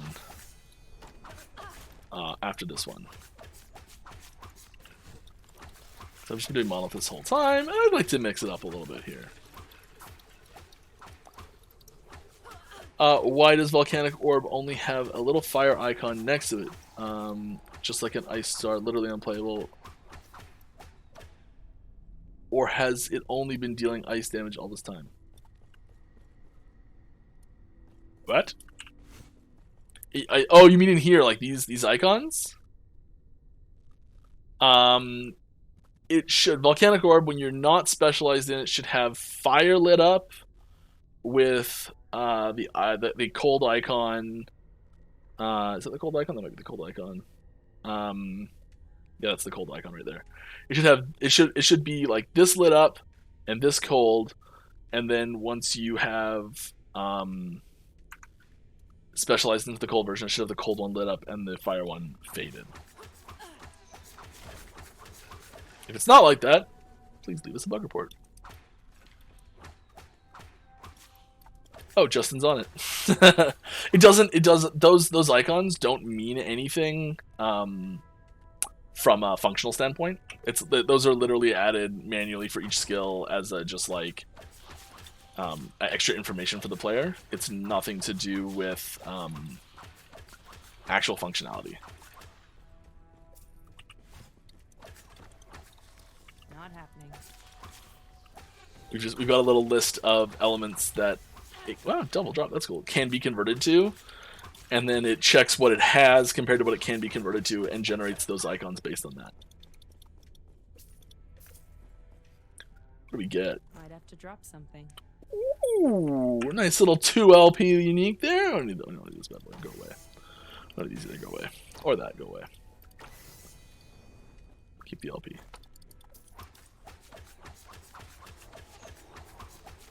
The fire icon vanishes completely. Yes. Okay, yeah, so the fire icon needs to be added to the list of things that say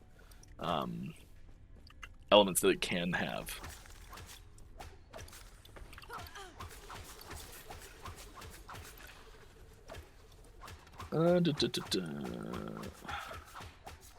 Like how you stand in avalanche, Mike? I don't know what that is, but it's probably a very dangerous skill that everyone dies to all the time, right?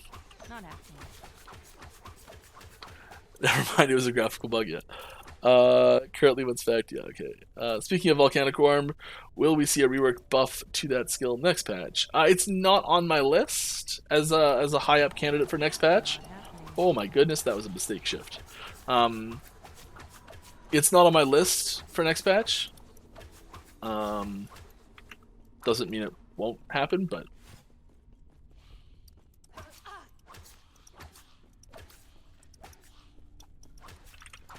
are still coming. I'd say it's a very low chance that it has any major changes next patch. Not happening.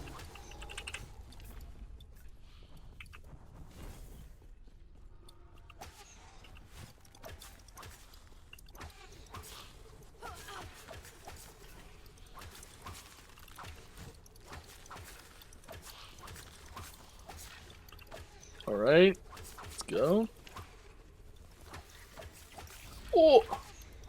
It's almost very bad. There's definitely no one in this giant shadow ball over here. It's clearly empty. These arrows shooting you from inside it are non-existent. I don't know why I open one manually and click the button. That's okay. Do you know why the roadmap on Steam page is still from before the 0.84 and has not been updated since? Yeah, that's a mistake. It should have been updated to the 0.51 when that was happening. And, yeah, I mean, it's the right class, but I don't want it. We haven't... Oh, hey, quiet! It's your belt. It's cool. Oh, yeah, so I was going to go to the arena. Let's go to the arena. Get out of here, eh? What am I doing?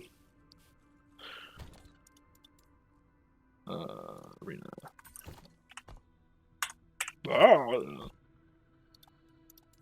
If anyone doesn't know, you can right-click on arena keys, or any key, and it'll take you to the entrance of them on the map, and then you can also right-click on the icon on the map, and it takes you right into it.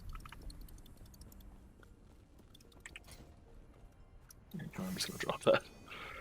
Nah. Not terrible. Don't really need it.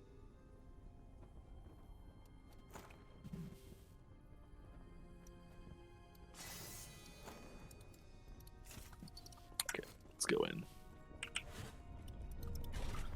We're gonna try it. Here we go. Arena key. Oh, it's a memory. I don't.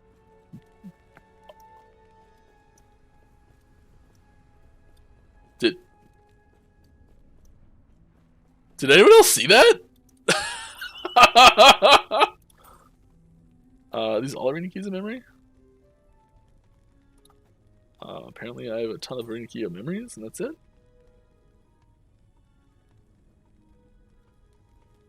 When I was doing this, I generated the wrong key a whole bunch. Okay.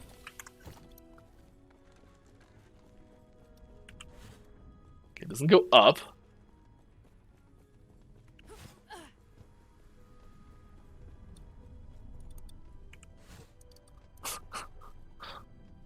There's like there's like a really slippery way you could do this apparently. It's like I don't know what the trick is to that. There's a way to make that jump happen. That's cool. Oh, 50 only. Ah, dang it. The other one's unlocked. Whatever, let's go for it.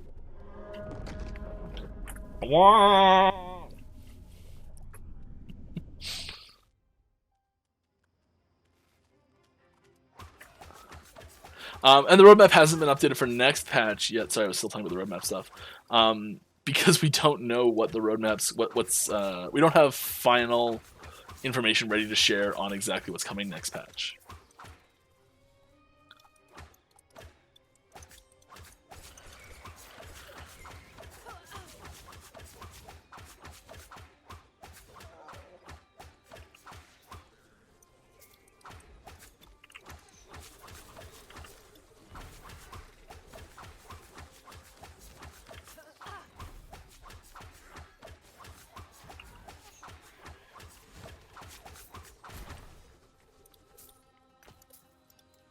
Boom, boom, boom.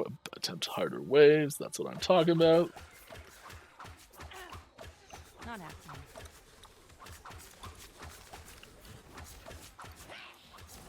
Hammer this out. Get to a harder one. Easy. Too easy. Hopefully it's low enough level that I can do it.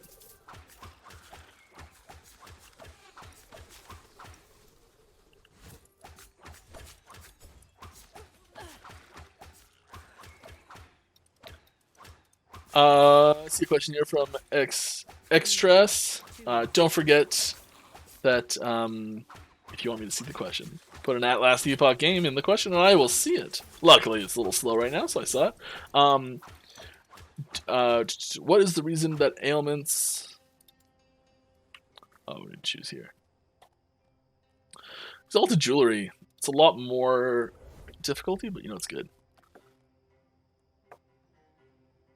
If you want to go full me, make a boat league before they do.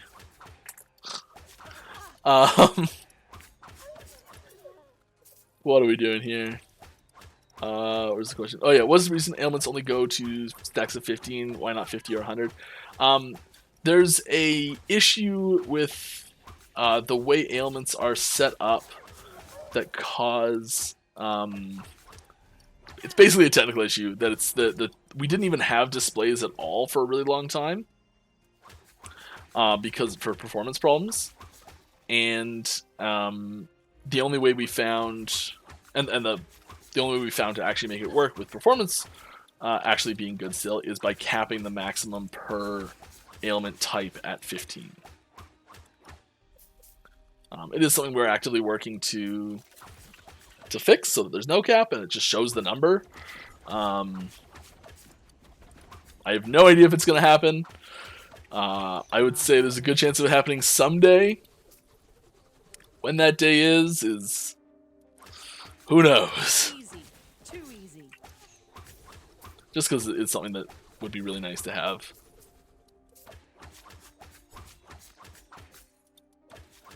Because I like there for the most part, there's very few times where you need to know the exact number of stacks. Like really need to know the exact number of stacks. There are a few.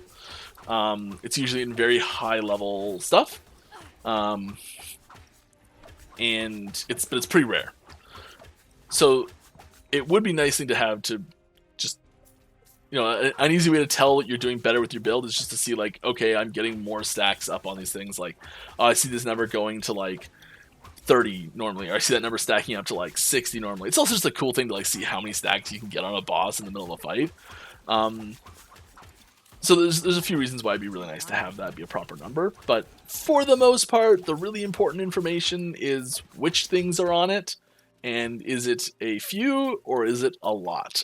And those are kind of the like important things. And with what we have now, we do get that. So it's not ideal, you know, but it's still good. Well, we don't care about Temple Sanctum keys, so let's just grab some glyphs.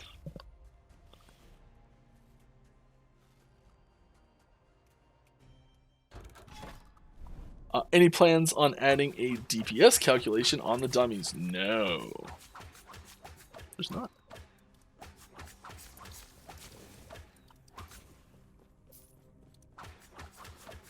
It's not impossible, but I'm a really big fan of build diversity and sort of exploring your own builds and things like that. And it's difficult to say if, and there are arguments to go both ways. I will fully acknowledge that there are arguments to go both ways on if having proper DPS numbers improves or like it increases or decreases the total number of build variety that's out there. It's a lot easier to compare two builds to each other if you have a exact metric that you can say, like, this one's better because it does like it's got 4 million DPS. Okay, well this one has 10 million DPS. Okay, the 10 million DPS one's better. Like there's this number that you can compare them together with. And not having that number, I think, helps a lot. And I could be wrong. I don't know. I don't have any evidence to really back this claim up. Is that the not having that number increases the build diversity, because even if you have build guides that people are following, it's really hard to say, like, conclusively this one's better. And so you end up with maybe not a different number of builds, but maybe a larger distribution across those builds, and the play style is taken into greater account when selecting which build you want. So it's instead of just like, this build does 10,000 DPS and this build does 20,000 DPS, it's both of these builds can complete T4 Jura, and I like the way this one plays better. And I think that's kind of what ends up happening, which I think is positive. But, I mean, I'd want to have a lot more data to back that claim up before I said anything conclusive about it, really. I forgot to get these. Barrel break. Is that not working? Oh. Barrel break doesn't work on those barrels. It's not good. Unique piece of armor. Oh. Let's go. There will always be meta builds, but if the play style of the build is fun, non-meta builds will remain playable. Yeah, and I guess I just want to encourage that more. Easy. Too easy. And I don't know if having a DPS calculator makes it easier for people to make their own builds. Or not. Not happening. You know, like you still have to test it somehow. So does having a DPS calculator really do that, or does it just put greater emphasis on damage in those build testing situations? Because you could just as easily set a timer and be like, how fast can I get through like T4 Sanctum or something like that. And that is another metric. It's a metric that uses like real game situations to really measure the metric.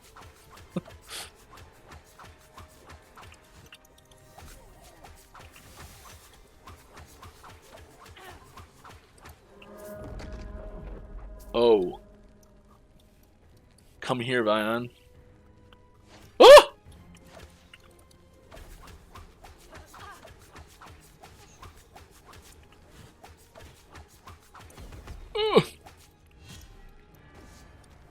You actually don't do that much damage.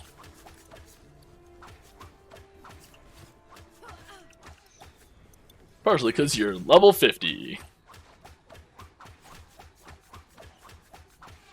Let's do that. I like that. Let's trade javelin punctures, right? Ooh, that was a beefy hit.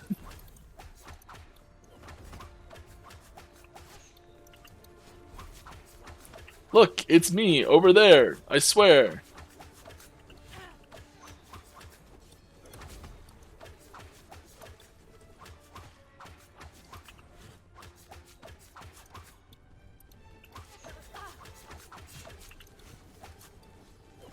He's got the no shield node on shield bash.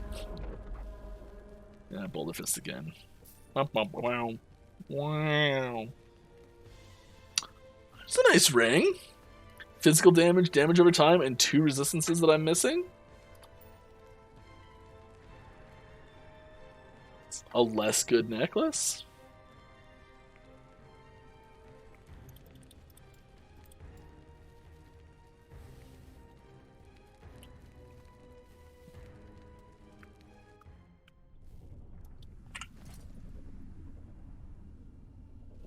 A lot of health on these, isn't there? There's a lot of health on those. Oh, it's gonna be tough to work that in.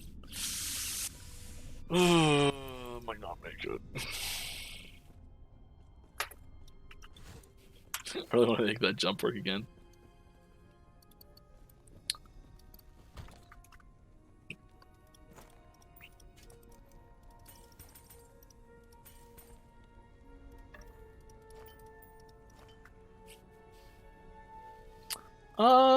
Do we go in for another one? Try and do a little harder one? There's an arena key.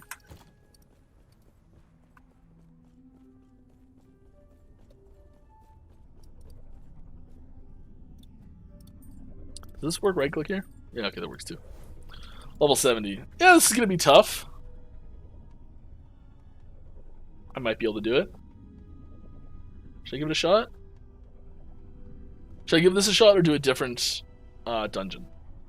So I don't think we have time for both. Does anyone care?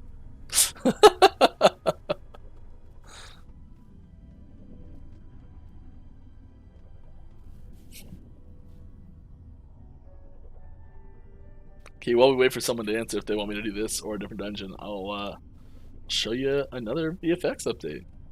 This is the new hammer throw. So hammer throw is getting all new visual elements, not just the visuals, but also it's called visual elements, but it encompasses the visuals and the sound as well. So there's now we actually made a bunch of new tech for sound events just in general for hammer throw. So there's now like a unique sound for when they're rotating around you. There's a unique sound for when they start returning to you if they're in return mode, and like you catch them. There's a different sound there as well. Yeah. So there's lots of new visuals for hammer throw. I really think it's a big improvement personally. It was an old skill. Hammer throw is like one of our first skills. And I think it's really important to have the skills that are unlocked really early. So like Flurry, Shurikens, Shift, Acid Flask. Having these skills that you start the game with being really solid, getting that good first impression is important. What's your opinion on the current state of Summon Bear skill from Primalist? It is really old. And we've learned a lot of really good things about how to make good skills since we last worked on Primalist Summon Bear. And it needs a lot of those principles applied to it in order to make it be not terrible.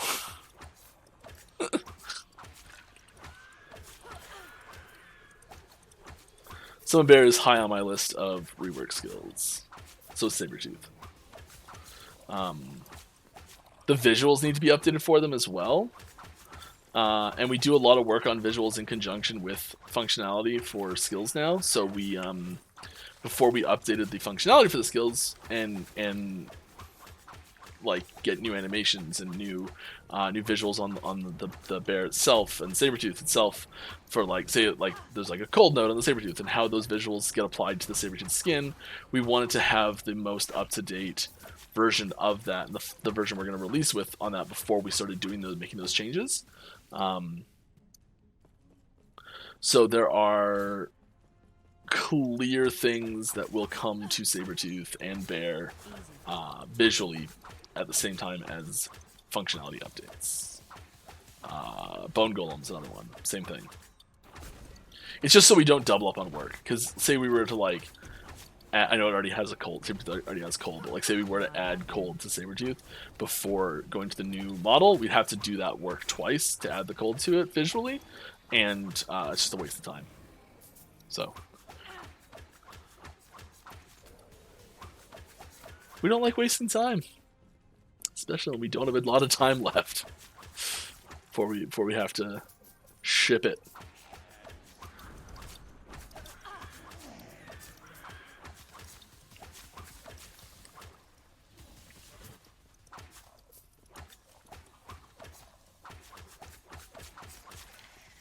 Well, okay, I shouldn't say it. We don't have we don't have a lot of time before we'd like to ship it. There's a better way of putting it.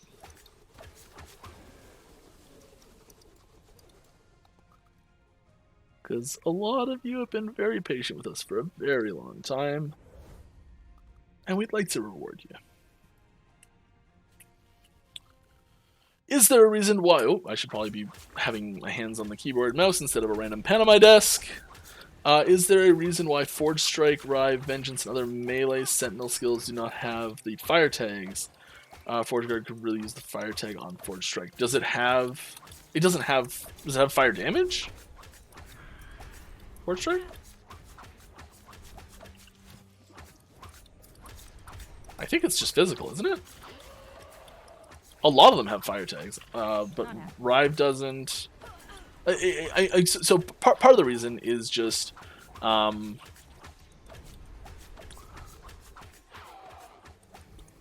it's something that I say a lot. I always try and find new ways to say it, just because I don't like repeating the same thing over and over again because it's kind of boring. But I believe quite heavily that restrictions breed creativity.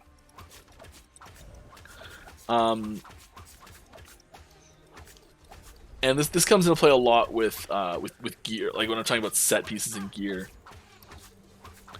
But if you give yourself like a specific restriction compared to the normal set of things, and the easy example I can give you is magic cards. Building a commander deck for magic is the thing that I have a lot of experience with. And so you can like build a deck with no restrictions, and you'll put Arcane Signet in that deck, you'll put Soul Ring in that deck, you'll put Command Tower in that deck, you'll put, like, there's a good chance you'll put I'm just going to use generic cards because they work in basically anything. You'll put like a Scroll Rack in that deck, like there's a lot of things that you'll just put in decks because they're just good and they just go in anything. And it's kind of boring, but it's, it works or whatever. And then say you put a restriction on that deck, like suddenly you can only have, and this is something I've done, and it's ridiculous. Say you can only use odd converted mana cost skills, or now it's called mana value. So cards that cost 1, 3, 5, 7, 9, 11, 13, 15. Are there any 15s? Oh, there's 15 now. One just got made at 15. There's probably a few more before it. Anyways, point is, as soon as you do that, a lot of those cards that I just said, you can't put them in the deck anymore, and you have to find different creative ways to achieve the same goal. And I think that's that makes it really interesting. And then, like, on top of that, you put another restriction on, make it only rare and mythic cards. You can't put commons and uncommons, which seems weird, but like, are you making a 3 mana value or an odd mana value deck, and you can only use rare cards? Suddenly, you can't use things like Cultivate, Kadama's Reach, and like really common green ramp spells. And there's like these things that you just like put into every deck that works, that they can go in. Something you just can't. And it really gives you these, forces you to look at creative solutions to these problems. And I think that type of philosophy can be applied basically anywhere, if there's a system like this. And I think it works really well in the with skills as well. Like say you were gonna be like, okay, I'm only gonna use skills with a fire tag, and the movement skill you normally use doesn't have a fire tag, so you have to like find a creative way to still move quickly across the map. Maybe that's like using descend in descend nodes in Smite, and so using Smite as like a teleport instead of its normal abilities. These look exactly the same, just more damage, more health. I don't know why I was staring at that for so long, sorry. So I don't, this is the talking about the fire tags on every single skill. I think that if every skill has every conversion, those restrictions are less, like there's less restrictions, and you end up with staple skills more frequently. So you end up with situations where it's just like, well, every build's going to use this, and there are staple skills that work really well, and I think that is, you know, I'm not a huge fan of the fact there's so many staple skills in a few classes. I think Rogue's probably the worst for it, but partially that has to do with the volume of skills Rogue has, I think, as well. And that's something that we'll see change over time as we get more mastery classes, as we get more base classes, as we just add more skills to the classes that exist, as we add more items. You know, all those things change. And then on top of that, why do some skills not have certain tags? It's just the skill identity. And something I was talking about a little bit earlier, how we have, like, Fireball has, you can add lightning damage to it, but you can't add cold damage to it. And I think that's because, like, the skill identity of Fireball is such that it makes a lot more sense to convert it to lightning or add lightning to it and have this plasma ball thing.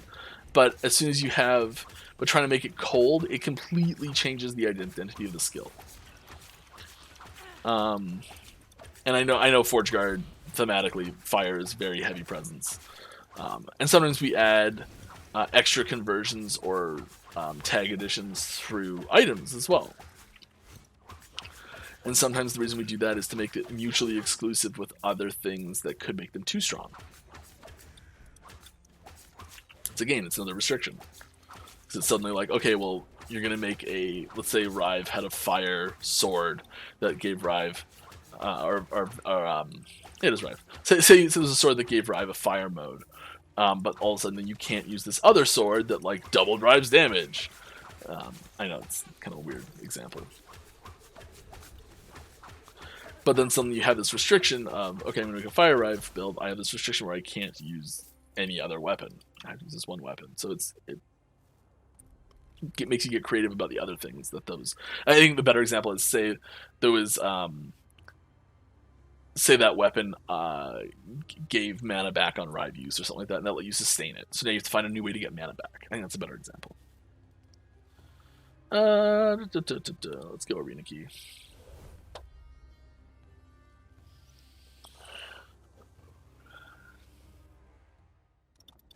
You talked about how you guys want to change how flat melee damage works to make it more like adaptive spell damage. Is that coming next patch?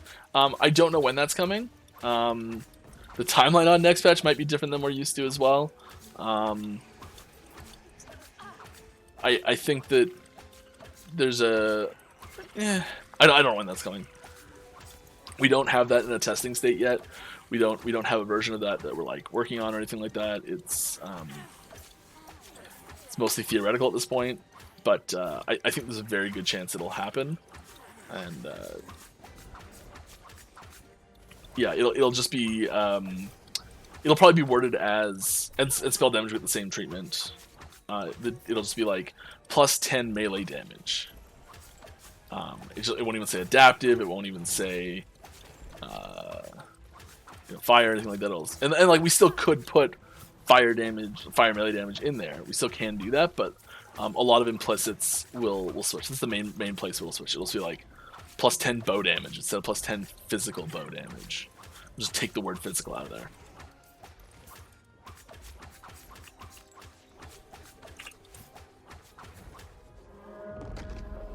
Alright, Crimson Blade. Let's see what you got. Decoy battle! Oh gosh. Oh my goodness. The damage when she jumps on me.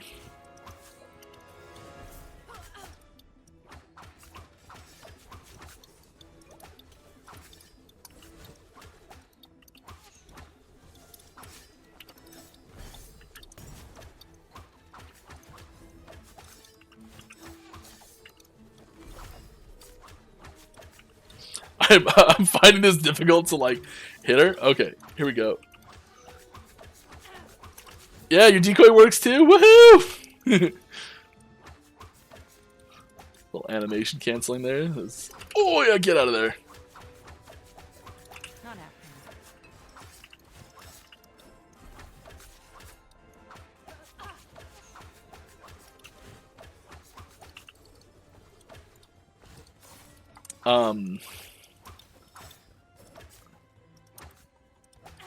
I don't think we got that in, so I'm not going to mention it. Never mind.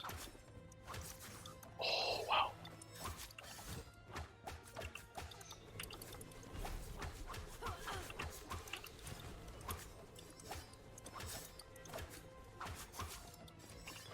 Oh my goodness me.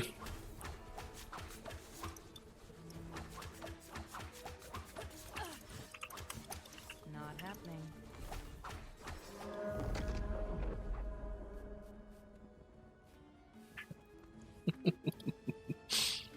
Right on time. Look at that. Ooh, look at that new ring. Of course that dropped. Do you think different damage elements are distinct enough currently? Yeah, I think so. I mean, things like that can always be better. So, like, there's like bleed and ignite are really similar, and they're tied to two very common damage types.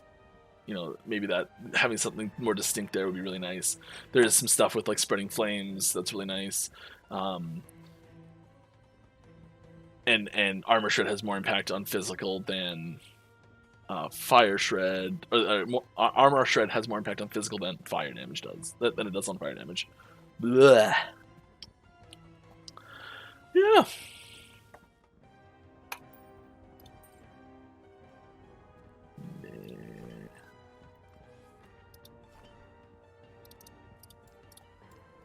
Cool stuff.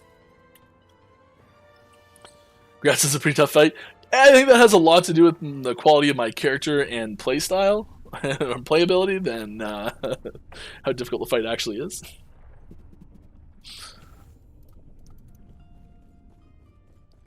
I'll take the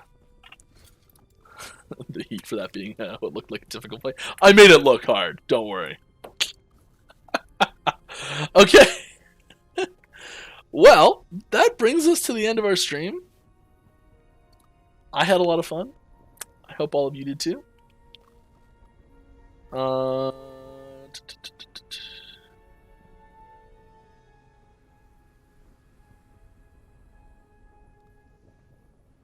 Let's go.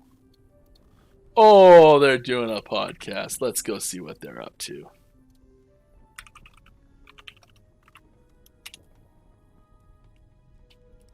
Well, that'll do it up for me today. I'm supposed to do this, right? That's it, we're done! I'll see you next week. I'll be here same time, same place. Hope you all are too. I look forward to seeing you. If you have any more questions, please head on over to our Discord. We've got an Ask the Devs channel. I'm always there answering questions. Happy to answer more of them there. Forums, great place to post questions. Lots of people post helpful stuff there if you want discussions on things. We do have a build a unique item going on right now as well. If you haven't voted on that, go over. There's gonna be more votes coming up to get that community made unique item. Awesome. I really hope that we get something wacky, and it looks like we are. So yes, that's great. Have a good day, everyone. See you later.